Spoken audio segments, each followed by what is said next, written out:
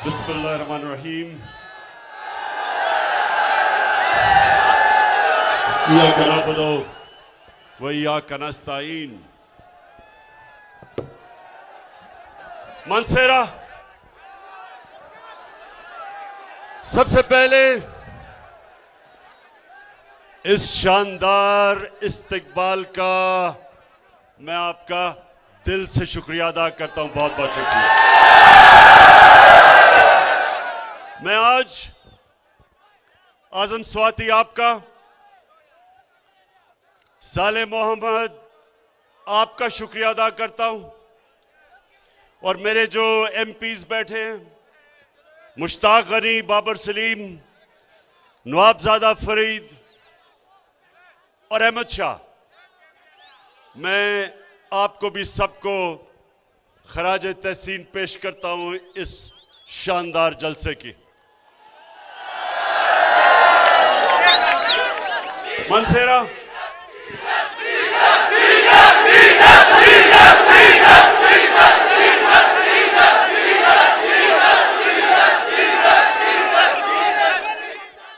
मैं हर जलसे में अपने आप को कह के जाता हूं कि मैं फजल रहमान को डीजल नहीं कहूंगा, लेकिन करूं क्या? मैं जब खड़ा होता हूं तकरीर करने के लिए तो सारे पंडाल से डीजल की आवाजें आनी शुरू हो जाती हैं।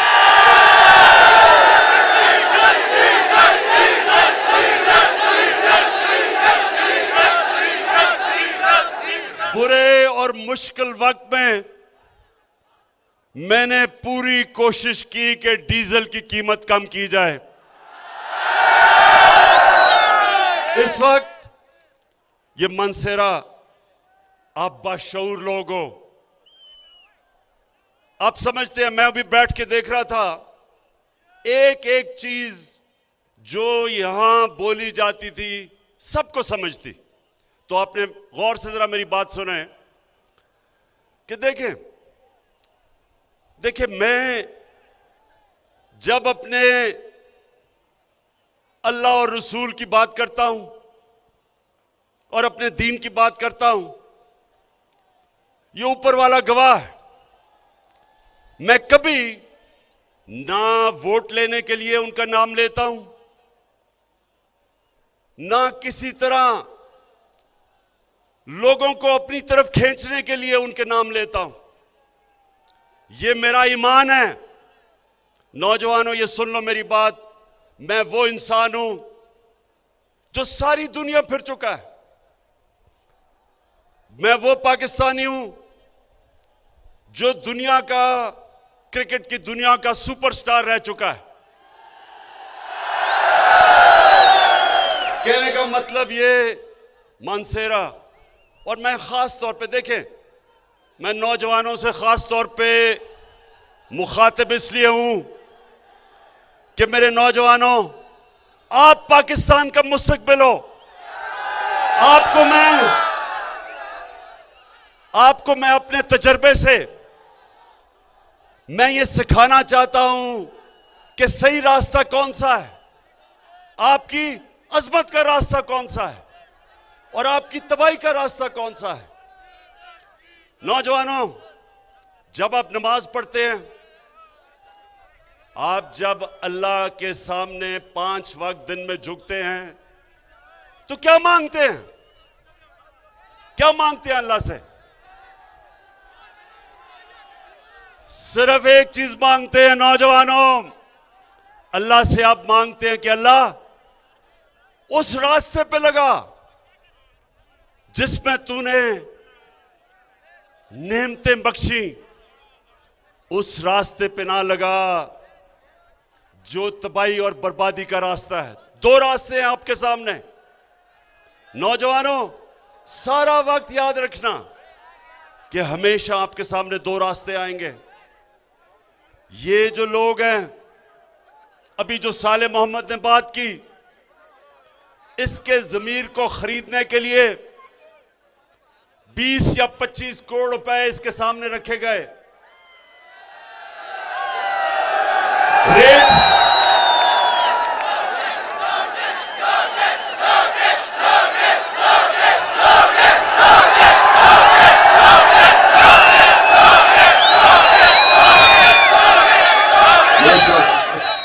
समझते आप?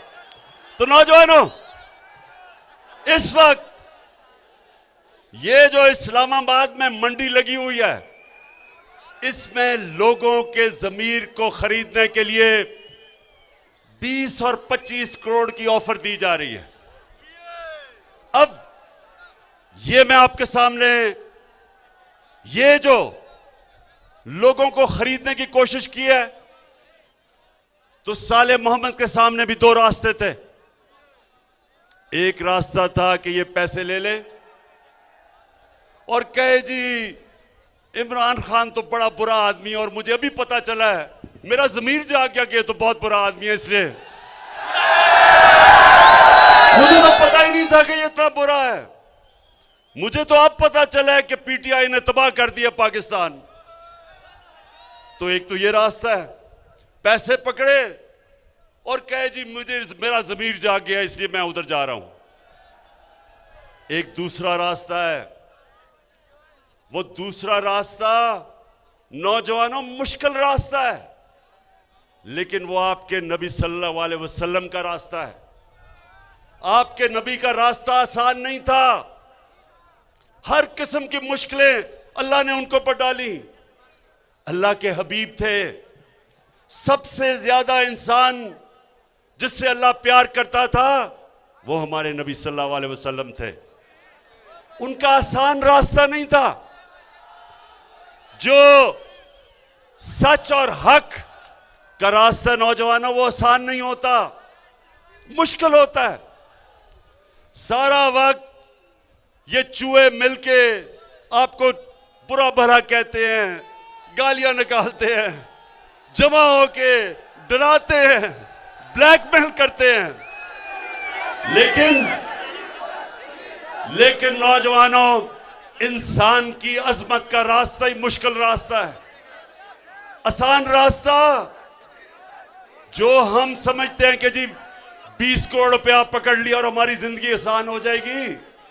नौजवानों, अल्लाह ने कुरान में 3 चीजें वाज़े लिखी हुई हैं कि जितना पैसा आप जिंदगी में बनाएंगे वो अल्लाह के हाथ में है, कोशिश इंसान के हाथ में है, लेकिन कितनी आपकी रिस्क होगी वो अल्लाह के हाथ में।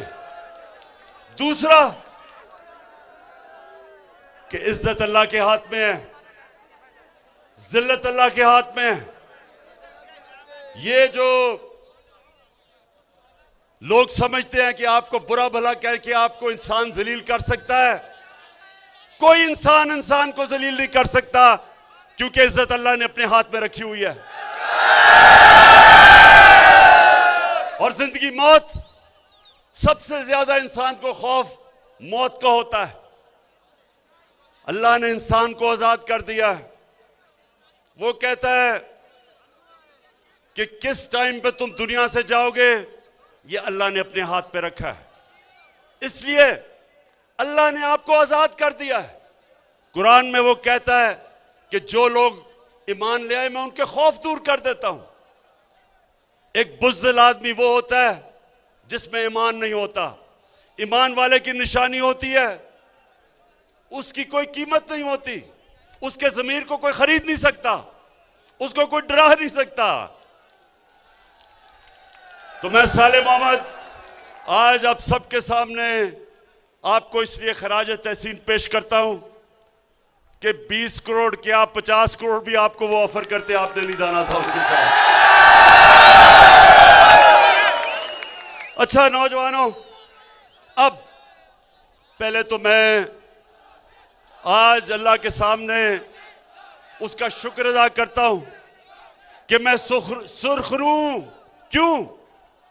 कि उसने मेरे से और मेरी गवर्नमेंट से वो काम लिया जो 50 साल से किसी से, कितनी हुकूमतें आई, 57 मुसलमान मुल्क हैं, लेकिन उसने पाकिस्तान और मेरे से वो काम लिया कि यूनाइटेड नेशंस के अंदर हमने जाके रेजोल्यूशन पास की कि जो इस्लाम के खिलाफ, जो हमारे नबी सल्लल्लाहु अलैहि वसल्लम की शान में गुस्ताखी करते थे, हमारी हुकूमत ने जाके यूएन में कहा है कि ये 15 मार्च हर साल इस्लामोफोबिया के खिलाफ सारी दुनिया में यूनाइटेड नेशंस दिन बनाएगी।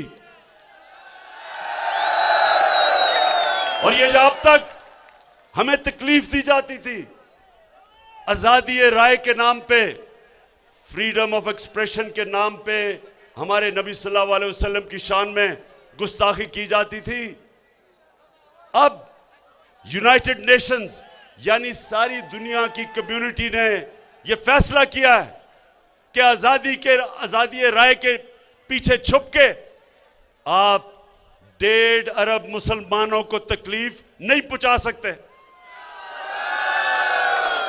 तो मैं ये मनसेरा वाले मुझे ये बताएं कि 30 साल से फजल रहमान सियासत कर रहा है दीन के नाम पे, उसने क्यों नहीं ये किया?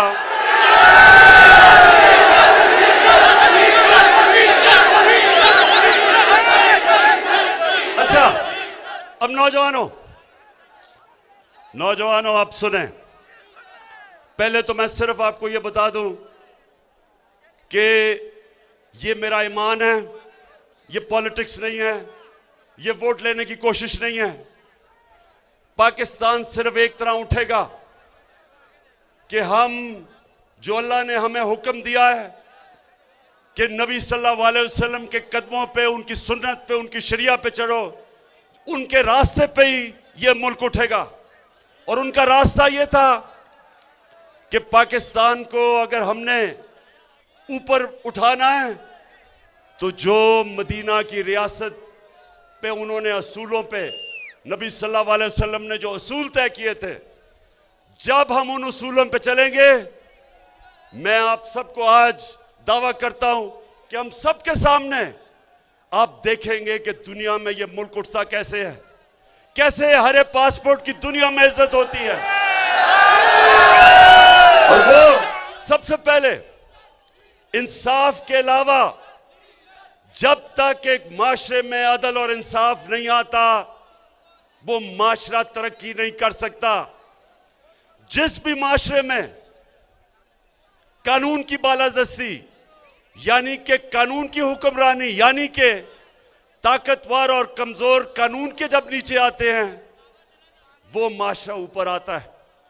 मदीना की रियासत में हमारे नबी सल्लल्लाहु अलैहि वसल्लम ने क्या कहा था कि अगर मेरी बेटी भी जुर्म करेगी उसको सजा मिलेगी, कोई कानून के ऊपर नहीं। तो ये जो 3 स्टूजेस या 3 चूहे, ये जो मिलके जो ये शिकार करने मेरा आ रहे हैं चूहे, इंशाअल्लाह इन चूहों को शिकस्त इसलिए हम देंगे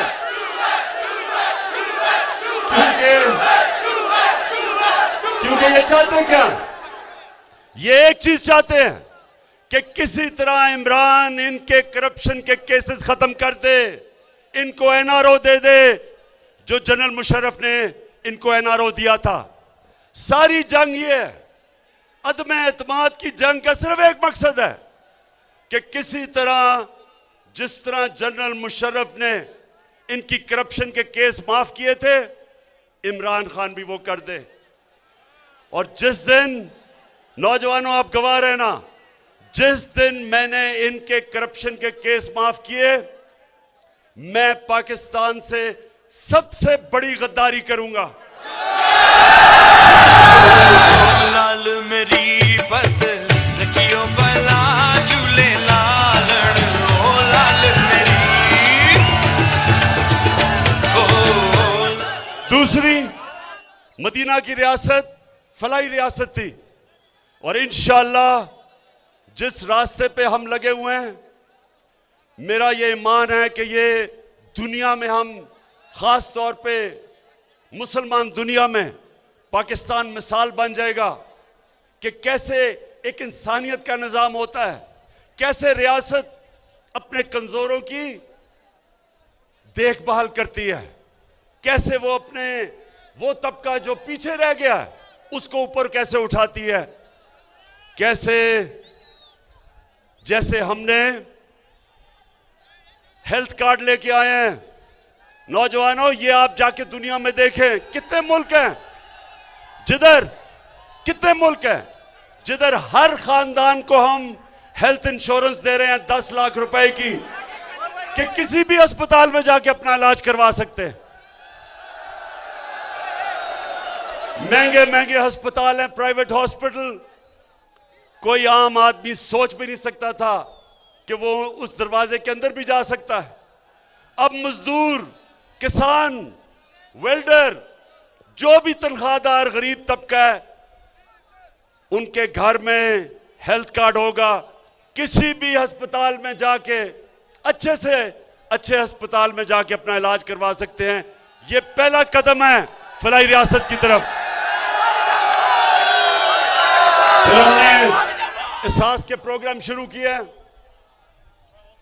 सबसे पहले हम 2 करोड़ खानदानों को, जो गरीब तरीन है, हम 14,000 रुपया दे रहे हैं खानदान को, ताकि अपना वो घर संभाल सके। फिर महंगाई के दौर में 2 करोड़ खानदान को हम 30% रियायत दिलवा रहे हैं घी, आटे और चीनी में। फिर एक बीमारी है जिसको कहते हैं स्टंटिंग, यानी बच्चा अपने पूरे कद पे नहीं पहुंचता क्योंकि ग़िज़ा नहीं मिलती। वो पहली दफा पाकिस्तान में हमने प्रोग्राम शुरू किया एहसास के नीचे। लेकिन कामयाब पाकिस्तान में सबसे मुझे जो खुशी है, इस वक्त 20 लाख खानदानों के लिए, हर खानदान में जो गरीब तरीन खानदान है, सबसे पहले 20 लाख रुपया सूद के बगैर दे रहे हैं कि अपना घर बना सके। दूसरा, 5 लाख सूद के बगैर कर्जा दे रहे हैं कि या किसान अपने खेती बाड़ी में लगा सके और या शहर में अपनी कोई दुकान खोल सके। 5 लाख रुपया सूद के बगैर कर्जा, और फिर उसी खानदान में टेक्निकल एजुकेशन दे रहे हैं ताकि कोई हुनर सीखे और अपनी नौकरी बना सके।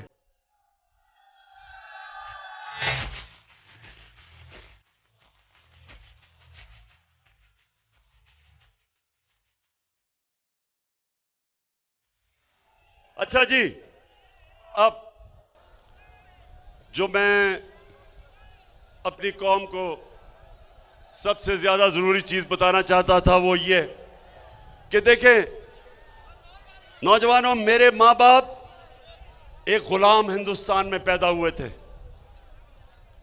आजाद नहीं थे, अंग्रेज की गुलामी थी। मैं वो पाकिस्तानी हूं जो हम पहले बच्चे आजाद पाकिस्तान में पैदा हुए थे। तो मुझे बचपन से मेरे माँ बाप ने एक चीज बताई थी कि तुम कितने खुशकिस्मत हो कि तुम एक आजाद मुल्क में पैदा हुए हो। तुम सर उठा के फिर सकते हो एक आजाद मुल्क में। बड़ी मुश्किलात थी शुरू में जब पाकिस्तान बना, बहुत ज्यादा हिंदुस्तान से रेफ्यूजीज आए, पैसे नहीं थे, मुल्क चलाने के लिए पैसे नहीं थे, लेकिन बड़ा जोश और जज्बा और जुनून था कि हमने पाकिस्तान को खड़ा कर दिया। तो मैंने ये कभी बात नहीं भूली मेरे नौजवानों कि मुझे बड़ी तकलीफ होती थी जैसे हमारे मुल्क में हमने बाहर के मुल्कों की गुलामी शुरू कर दी। हमारे ऐसे लीडर आ गए जिन्होंने यहां से पैसा चोरी कर करके बाहर भेजा, और जिन मुल्कों में इनका पैसा पड़ा था चोरी का, उन मुल्क के गुलाम बन गए।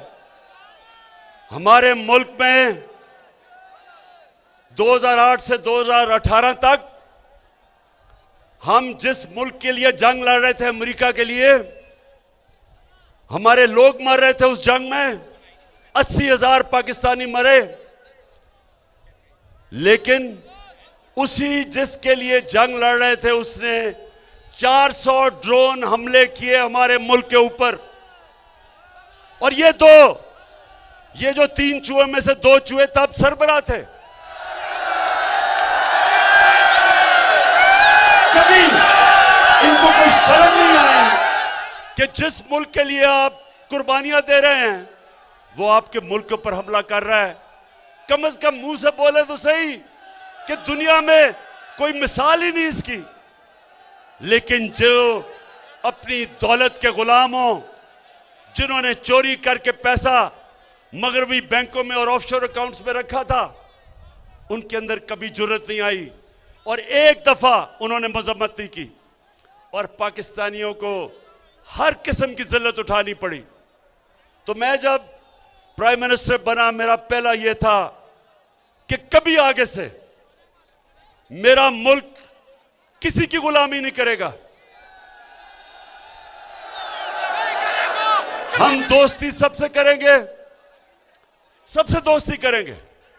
हिंदुस्तान से भी तब दोस्ती करेंगे जब वो कश्मीरियों से इंसाफ करें और वो जो उन्होंने 5 अगस्त 2019 को कश्मीर के अंदर गैर कानूनी और इंटरनेशनल कानून तोड़ के और कश्मीरियों के हुकूक खत्म करके जो उन्होंने किया था, उनसे भी बात करने के लिए तैयार हैं, लेकिन पहले कश्मीर के स्टेटस को वापस लेके जाए।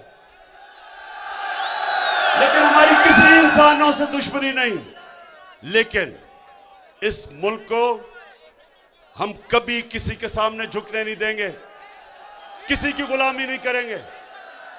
हमारा मुल्क का बनने का नारा था पाकिस्तान का मतलब क्या,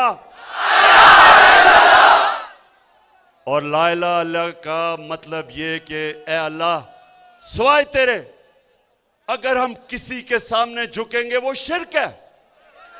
और इंशाअल्लाह ये आप देखेंगे कि मैं आपको ये साबित करके दिखाऊंगा कि दुनिया में हरे पासपोर्ट की इज्जत होगी। अच्छा,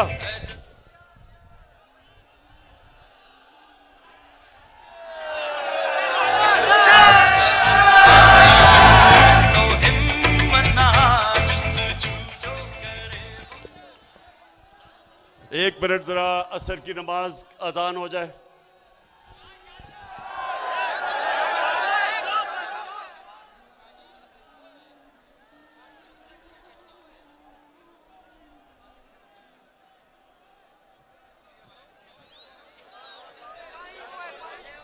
आवाम का जम्मे गफीर वज़ीर आज़म इमरान खान मानसेहरा में जलसे-आम से इस वक्त खिताब कर रहे हैं। ये लाइव मनाजिर आप अपने टेलीविजन स्क्रीन पर देख रहे हैं।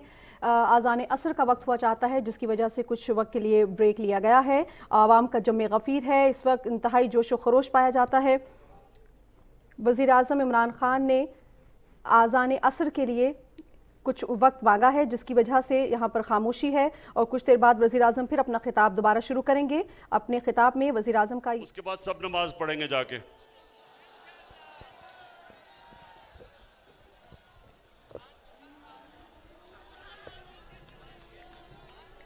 आज़ान असर का वक्त हो चुका है, जिसकी वजह से वज़ीर आज़म इमरान खान ने जलसे आम में खिताब से कुछ देर के लिए ब्रेक लिया है। जैसे ही आज़ान असर इख्तिताम पजीर होगी, वज़ीर आज़म इमरान खान दोबारा आवाम से खिताब करेंगे। इस वक्त आप देख सकते हैं आवाम का जम्मे गफ़ीर उमड़ आया है। मानसेहरा में वज़ीर आज़म इमरान खान मौजूद हैं, जलसे आम से खिताब कर रहे हैं। आवाम में जोश व खरोश पाया जाता है। अपने खिताब के दौरान वज़ीर आज़म ने यह भी कहा कि नौजवान नस्ल पाकिस्तान का मुस्तकबिल है। अच्छा जी, आप तो मदीना की रियासत की 3 चीजें क्या थी? कानून की बालादस्ती, हुक्मरानी, इंसाफ एक, फलाई रियासत 2, एक खुददार रियासत जो सवाए अल्लाह के किसी के सामने नहीं झुकती। अब चौथी चीज है वो आप सबके लिए। चौथी चीज ये है कि 3 तो रियासत की जिम्मेदारी है, एक आपकी जिम्मेदारी है, और वो है अमर बिल मारूफ। अल्लाह का हुक्म है इंसानों को, अल्लाह का हुक्म है कि हर इंसान अच्छाई के साथ खड़ा हो, अच्छाई के लिए जहाद करे और बुराई और बदी के खिलाफ जहाद करे। यह हुक्म है उसका। अल्लाह ने आपको किसी को यह इजाजत ही नहीं दी कि जब अच्छे और बुरे की जंग हो तो आप कहें जी मैं पीछे खड़ा हूं, मैं तो न्यूट्रल हूं, मैं तो किसी के साथ नहीं हूं। यह अल्लाह ने मुसलमान माशरे को इजाजत नहीं दी। अब मेरा वक्त बहुत मगरबी माशरों में गुजरा है। मैं आपको यकीन दिलाता हूं कि जितना भी मेरा वक्त बरतानिया में गुजरा और कोई 20 साल, आप यकीन करें कि हमारा माशरा अमर बिन मारूफ पर नहीं चल रहा, उनका माशरा चल रहा है। वहां मीडिया, उनके इदारे, उनकी अदलिया, उनकी अवाम, सब जब अच्छे और बुरे की जंग होती है सब अच्छाई के साथ खड़े हो जाते हैं।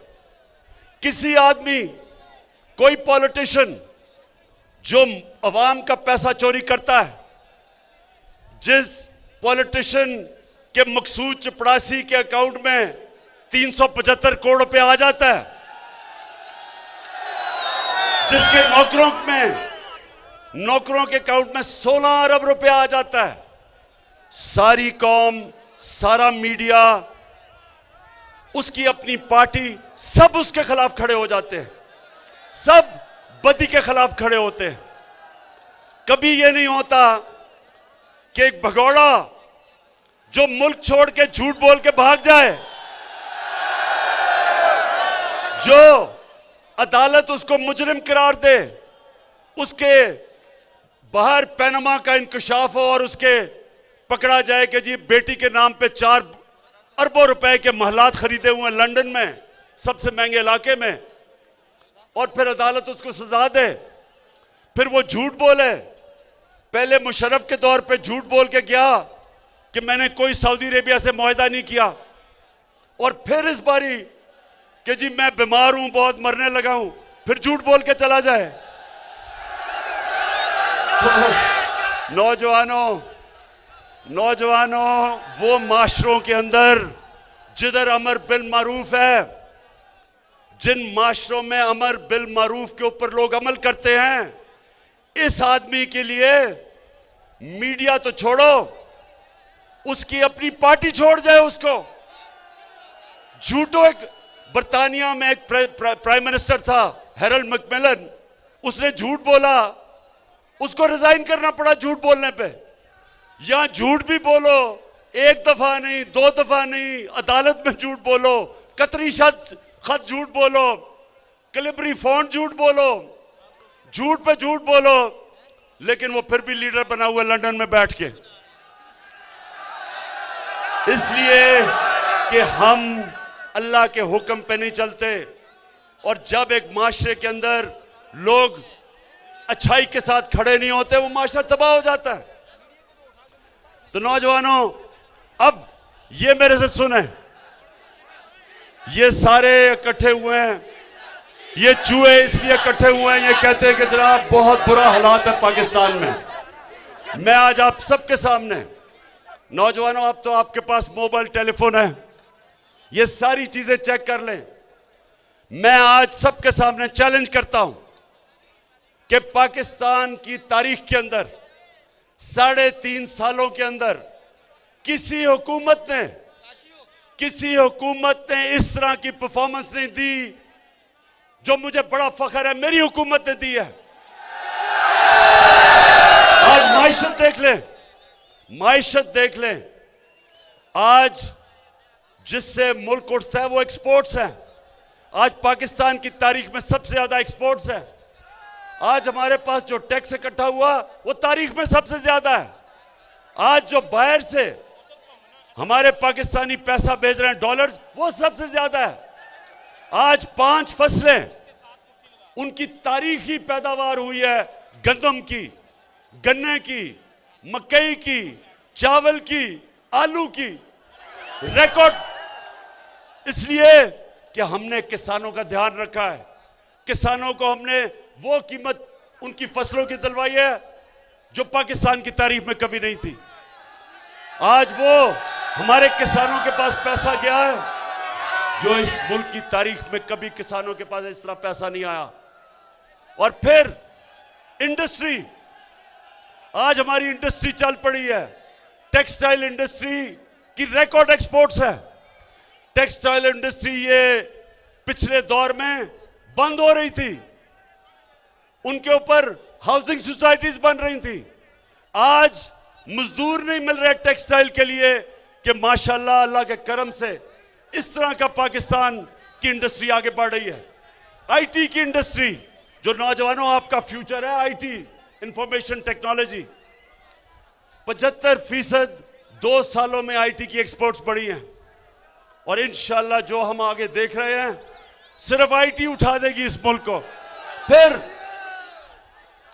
फिर ये मैं आपको बताऊं कि जब एक मुल्क में ईमानदार हुकूमत आती है, और फर्क क्या है, पाकिस्तान के ऊपर रेको डेक 2000 अरब रुपए का पाकिस्तान पे हर्जाना हुआ था।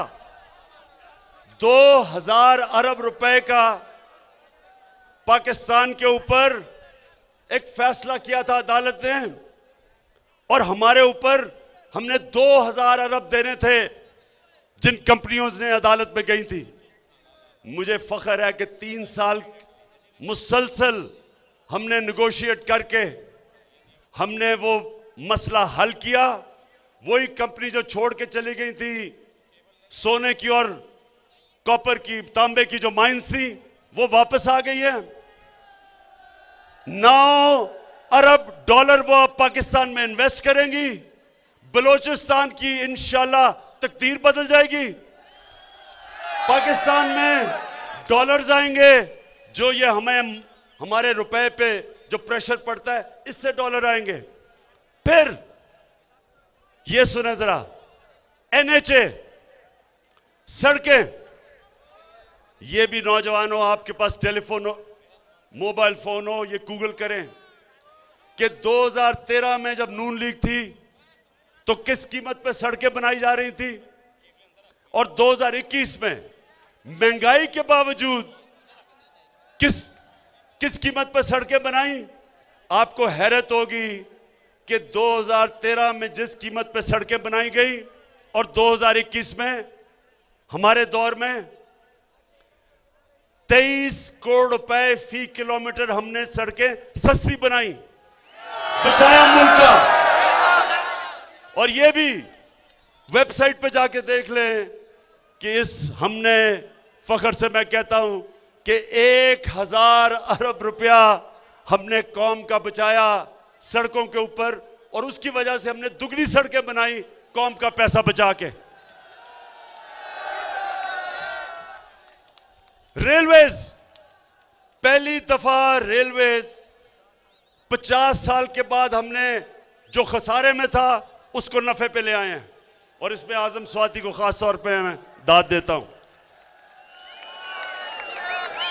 और फिर नौजवानों, हमने जो कॉन्ट्रैक्ट्स पिछली गवर्नमेंट ने साइन किए थे गैस पे और बिजली पे, हमने उनको फिर से आईपीपीज के साथ नेगोशिएट किया, कतर के साथ एक नया गैस का कॉन्ट्रैक्ट साइन किया, और 700 अरब रुपया अगले 10 साल में आपका कौम का बचाया है।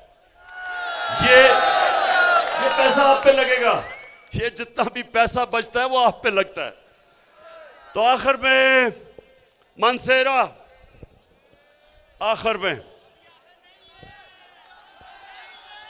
मैं इस जबरदस्त जुनूनी जलसे का आपका शुक्रिया अदा करता हूं।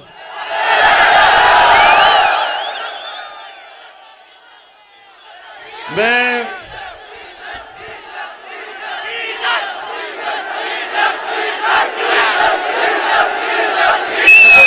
अच्छा जरा एक मिनट हाथ उठा के जरा मुझे बताओ मानसेरा के लोगों कि ये 3 चूहे जो करने चले हैं शिकार, ये कामयाब हो जाएंगे?